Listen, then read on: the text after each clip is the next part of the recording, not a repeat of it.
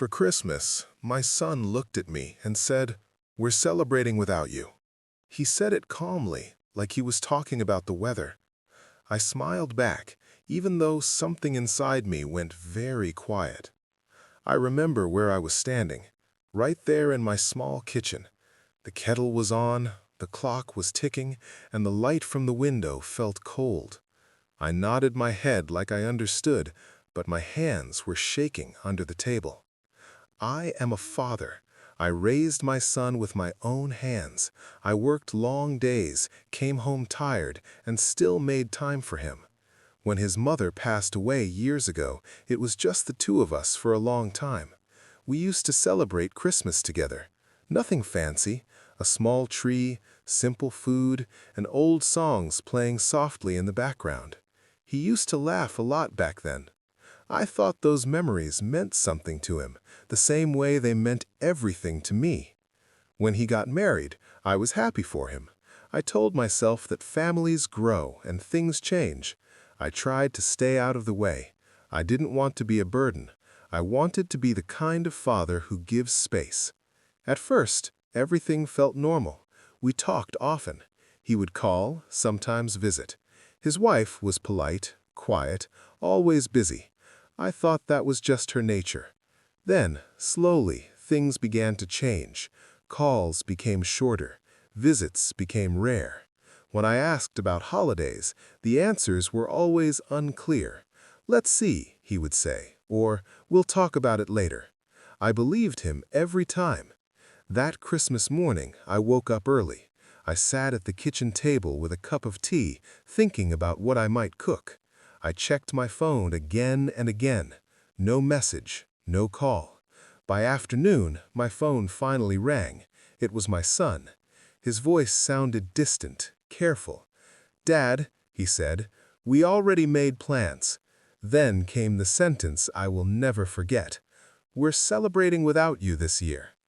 I didn't ask why. I didn't argue. I just said, "That's okay." But it wasn't okay.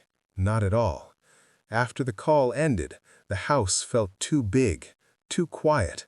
I sat there, listening to the clock, wondering when my place in his life had become so small. That was only the beginning. I didn't know it yet, but that Christmas was hiding a truth I was not ready to face. After that Christmas, I told myself not to think too much about it. I said it was just one holiday. People get busy. Families change. That is what I kept repeating in my head. But something had shifted. I could feel it in the silence. Days passed without messages. When I called, my son sounded rushed, like I was interrupting something important. "How are you?" I would ask. "I'm fine, Dad," he'd reply quickly. Then there would be a pause. "I have to go." I started noticing small things. Photos on social media of family dinners I wasn't invited to. Smiles around a table I didn't recognize anymore. I would look at those pictures for a long time, trying to understand where I fit in.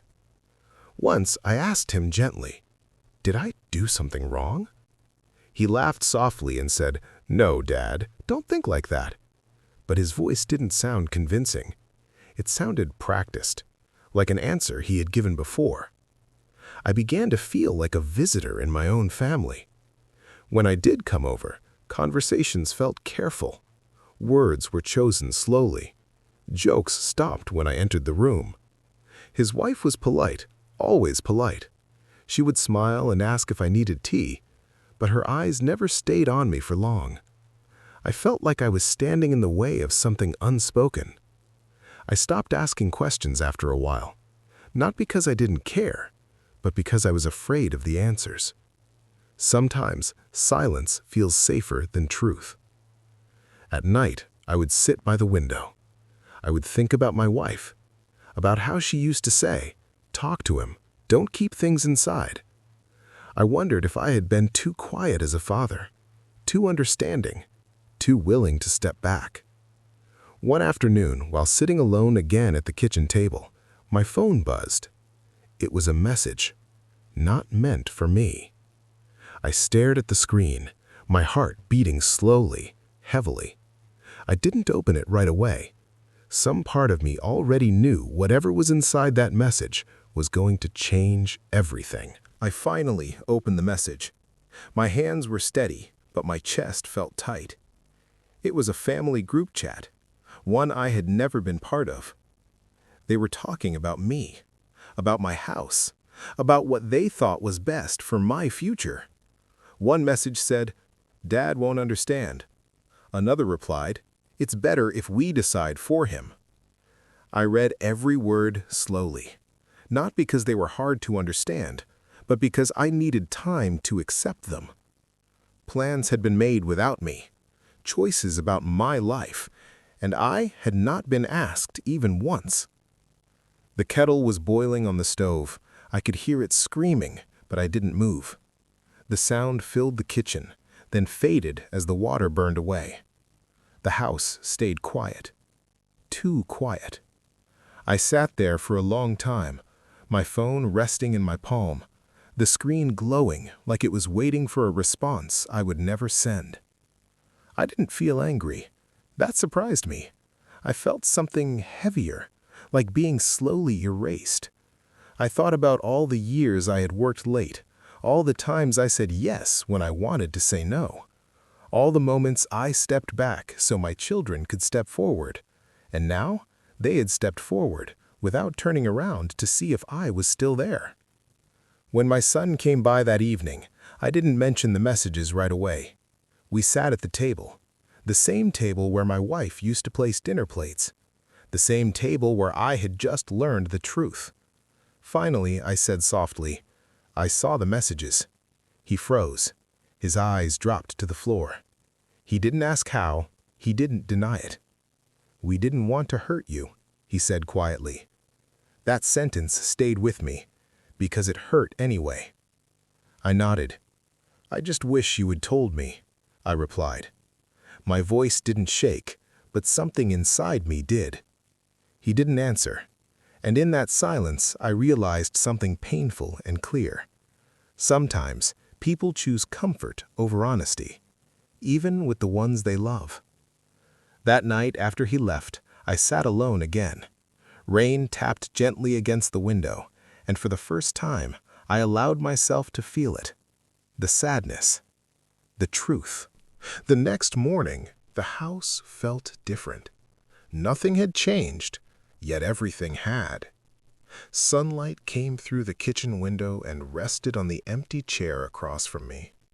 I made tea and sat down slowly, as if the chair might still hold a memory. For years, I had filled my days with routine. Wake up, work, fix things, stay useful. Now there was nothing to fix, only something to accept. I thought about calling my children right away. I thought about asking questions I already knew the answers to, but I didn't. I needed to understand my own feelings first. What hurt most was not the decision they made. It was the silence before it. The way I had been slowly pushed to the edge of my own family without being told, like furniture moved out of the room when no one is looking. I realized then that I had taught them this, not on purpose, but by always saying, "It's fine," even when it wasn't. By staying quiet so others could stay comfortable. That afternoon I went for a long walk. The sky was gray, but calm. Children were playing in the distance. Life was moving on, as it always does. When I came back, I sat down and wrote a short message. Not angry, not accusing, just honest. "I don't need you to protect me from the truth," I wrote.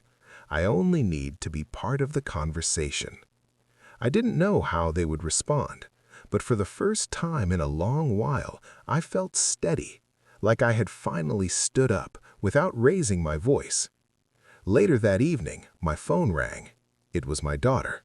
Her voice was quiet, different. "I'm sorry, Dad," she said. "We thought we were helping." I closed my eyes. "I know," I replied, "but help feels different when it includes respect." We talked for a long time, slowly, carefully. There were pauses, there were tears, but no shouting.